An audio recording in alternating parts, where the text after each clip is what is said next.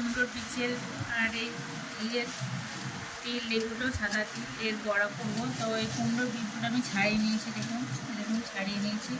এগুলো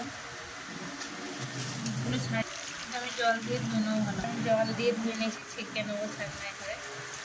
কাঁচা লঙ্কা, এখানে কাঁচা লঙ্কা দিয়ে দিয়েছি, এখানে একটু লবণও দিয়ে দেবো।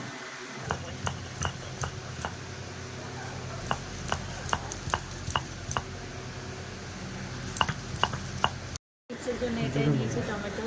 যাদের মুখে দাগ আছে বা ড্রাই স্কিন, তারা এই টমেটোর এই রসটা লাগাবে, দেখবে ড্রাই স্কিন চলে যাবে। তাই আমাদের তেল দেবো। তেলটা গরম হয়ে গেছে, আমি বড়াগুলো একটা একটা করে ছেড়ে দেবো।